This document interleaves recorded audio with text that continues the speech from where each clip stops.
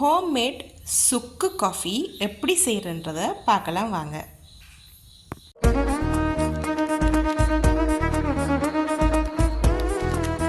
சுக்கை நல்லா இந்த மாதிரி அதனுடைய தோலை ஒரு கத்தியை வச்சு நல்லா சுரண்டி எடுத்துக்கொள்ளுங்க. எல்லாம் நல்லாவே ஃபுல்லாக க்ளீன் பண்ணதுக்கப்புறம் ஒரு தரம் டக்குன்னு தண்ணியில் போட்டு நல்லா கழுவிட்டு இந்த மாதிரி ஒரு பேப்பர் சேவேட்லேயோ அப்படி இல்லைன்னு சொன்னால் ஒரு கொட்டன் துணியிலையோ வச்சு நல்லா தண்ணியெல்லாம் டக்குன்னு ஊற்றி எடுத்துருங்க. ரீசன் கடையில் வாங்கிட்டு வந்திருப்போம், எப்படி சுக்கு நல்லா கழுவி அவங்க வச்சுருப்பாங்களோ தெரியாது, நம்ம சாப்பாட்டுக்கு யூஸ் பண்ண போகிறோம். ஸோ அதனால் டக்குன்னு கழுவிட்டு டக்குன்னு இந்த மாதிரி ஒரு டிஷ்யூவோ அல்லது ஒரு கொட்டன் துணியோ வச்சு இந்த மாதிரி அதனுடைய தண்ணியெல்லாம் இப்படி ஊற்றி எடுத்துருங்க. ஸோ இது வறுக்காத கோப்பி. இந்த கோப்பி கொட்டையை நல்லாவே கழுவிட்டு அதுக்கப்புறம் புடைச்சி இதனுடைய டஸ்ட் எல்லாமே இல்லாமக்கி அதுக்கப்புறம் நல்லா கழுவி ஈரழிப்பு இல்லாமல் காய வச்சு எடுத்துக்கொள்ளுங்க. கோப்பியை நல்லா கழுவுனதுக்கப்புறம் இந்த மாதிரி ஒரு கொட்டன் துணியை வச்சு நல்லாவே ஈரங்களை ஒத்தி எடுத்துருங்க. எடுத்துட்டு நல்லா வெயிலில் வச்சு காய வச்சு எடுத்துருங்க. காஃபி பீன் நல்லா கழுவி எடுத்த காஃபி பீன் 250 கிராம், மல்லி 250 கிராம், சுக்கு 75 கிராம். சுக்கை க்ளீன் பண்ணி கழுவிட்டு ஒரு தடவை நல்லாவே தண்ணியெல்லாம் இல்லாமல் காய வச்சு சின்னதாக வெட்டி வச்சுருக்கேன். சுக்கு 75 கிராம் சுக்கு, ஏலக்காய் 2 கிராம், மிளகு 10 கிராம், சின்ன சீரகம் 25 கிராம். இது எல்லாத்தையும் நல்லா தனித்தனியாக வறுத்து எடுத்து வச்சுக்கொள்வோம். நம்மான ஒரு பாத்திரத்தில் நம்ம ஒவ்வொன்று ஒன்றா தனித்தனியாக வறுத்து எடுத்துக்கொள்வோம்.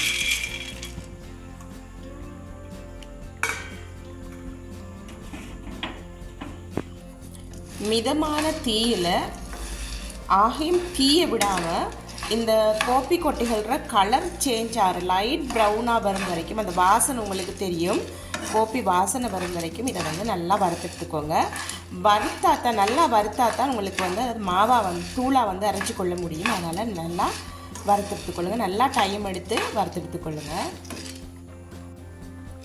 காஃபி பருப்புகள் பார்த்திங்க அப்படின்னு சொன்னால் கோல்டன் ப்ரௌன் கலரில் நல்லாவே வறுபட்டுருச்சு. இனி இதை ஒரு அகண்ட பாத்திரத்தில் மாற்றிக்கொள்வோம். நான் இந்த மாதிரி ஒரு பேப்பரில் போட்டு இதை நல்லாவே ஆற விடணும். இப்போ நம்ம இதுக்குள்ளே சுக்கை வறுத்துருவோம்.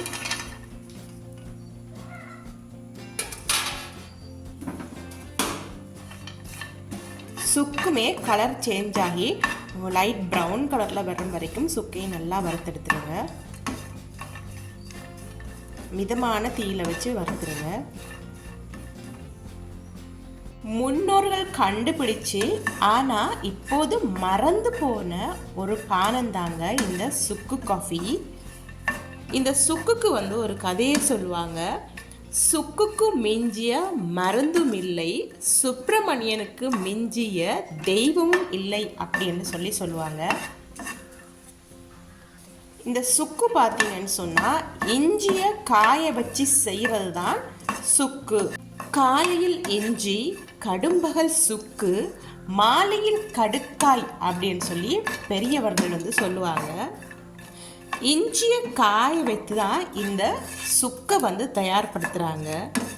இந்த சுக்குக்கும் இஞ்சிக்கும் நம்ம உடலில் சேரும் தேவையில்லாத கொழுப்பை கரைக்கிறதுக்கான சக்தி நிறையவே இருக்குது. அது மட்டும் இல்லைங்க, கபம் சம்பந்தமான எல்லா நோய்களையும் இந்த சுக்கு விரட்டிவிடும். அதாவது இஞ்சி விரட்டிவிடும் அப்படின்னு சொல்கிறாங்க. அது மட்டும் இல்லை, நுரையீரலில் ஏற்படுற எல்லா விதமான தொற்று நோயையும் நீக்கும், ரத்தத்தையும் சுத்தம் செய்து நம்மளுடைய உடலை வலுவாக்கும் அப்படின்னு ஆயுர்வேத மருத்துவ புத்தகங்களில் நிறைய எழுதியிருக்காங்க. ஆனால் இந்த சுக்கை நம்ம உணவில் எவ்வளோ தூரம் சேர்த்துக்கொள்கிறோமோ அவ்வளோ தூரத்துக்கு நல்லது.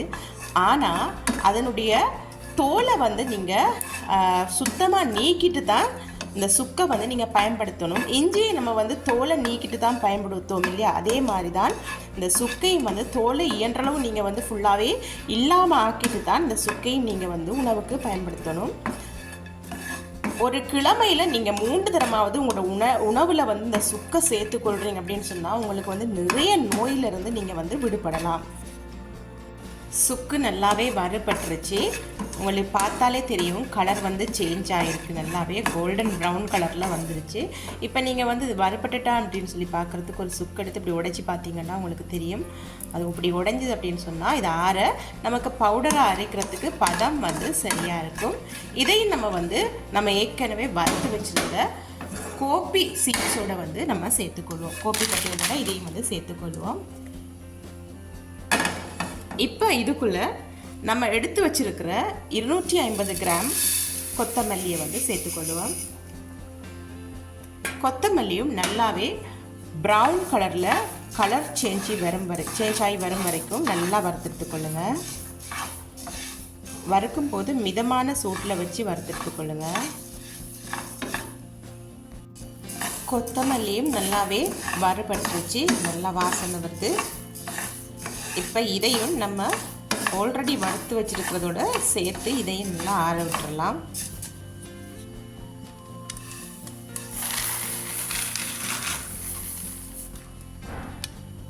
இப்போ இதில் நம்ம வந்து எடுத்து வச்சுருக்கிற 25 கிராம் சின்ன சீரகத்தையும் வறுத்தெடுத்துக்கொள்வோம் நல்லா.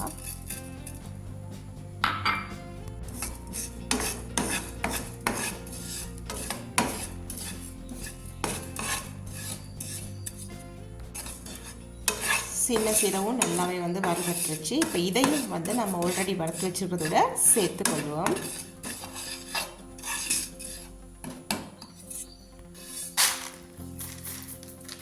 இது கூட நம்ம 10 கிராம் மிளகையும் சேர்த்து வறுத்துக்கொள்வோம்.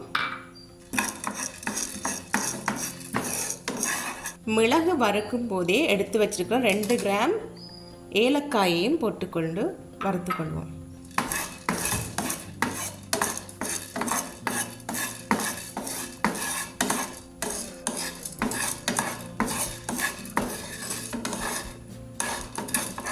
ஏலக்காயும் மிளகும் நல்லாவே வறுபட்டுருச்சு. இப்போ இதையும் நம்ம ஆல்ரெடி வறுத்து வச்சுக்கிறதோட சேர்த்து நல்லாவே ஆற விட்டுடலாம்.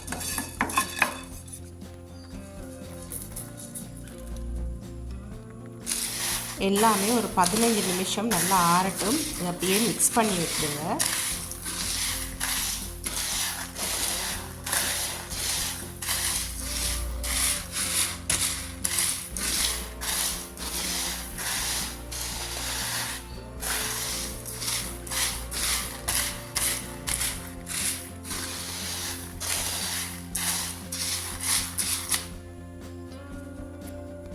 கிரைண்டர் ஜாரில் இந்த மாதிரி போட்டு அரைச்சி எடுத்துக்கோங்க.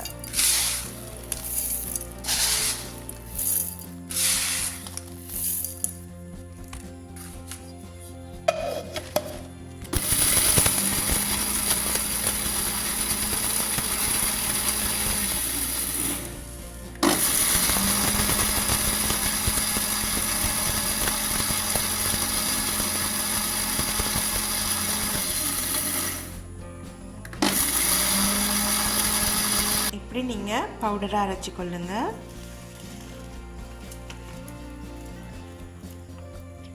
இன்னும் ஃபைனாக தேவைன்னு சொன்னால் நீங்கள் இன்னும் ஃபைனாக கூடி அரைச்சி கொள்ளலாம். நான் ஃபஸ்ட் ஸ்டெப் இப்படி அரைச்சிட்டு பிறகு திரும்ப இது கொஞ்சம் சூடு போனதுக்கப்புறம் திரும்ப நான் அரைச்சி இன்னும் ஃபைனாக எடுத்துக்கொள்ளுவேன். நல்லா ஜலிச்சு எடுத்தீங்கன்னு சொன்னால் இப்படி நல்லா ஃபைனாக வரும். இதை இனி டீ போட்டு குடிக்க வேண்டியதா. சுக்கு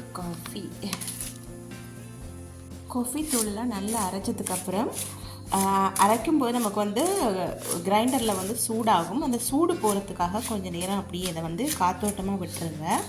ஒரு 15 நிமிஷம் இந்த மாதிரி திறந்து காத்தோட்டமாக இந்த மாதிரி பரவி விட்டுருங்க.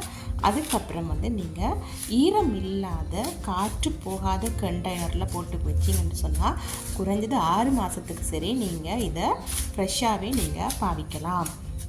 உங்களுக்கு தேவைன்னா அதை 2-3 பாகங்களாக பிரிச்சுட்டு மீதியை வந்து உங்களுக்கு தேவையானதை வந்து வெளியில் வச்சுட்டு மிச்சத்தை வந்து ஃப்ரிட்ஜுக்குள்ளே வச்சிங்கன்னு சொன்னால் அப்படியே புதுசாக அரைச்ச மாதிரிக்கு இந்த ஸ்மெல்லோடு இருக்கும் இந்த காஃபி பவுடர். ட்ரை பண்ணி பாருங்கள் ஃப்ரெண்ட்ஸ்.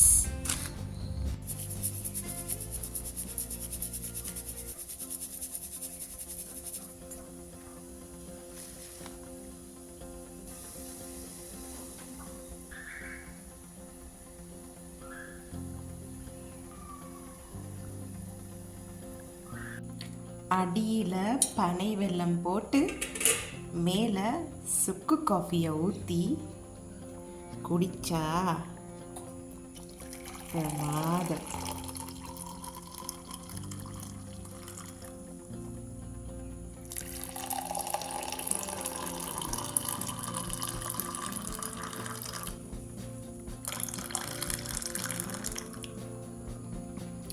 ட்ரை பண்ணி பாருங்கள் ஃப்ரெண்ட்ஸ். ட்ரை பண்ணி பார்த்துட்டு எப்படி இருக்குன்னு சொல்லுங்கள். சியர்ஸ்.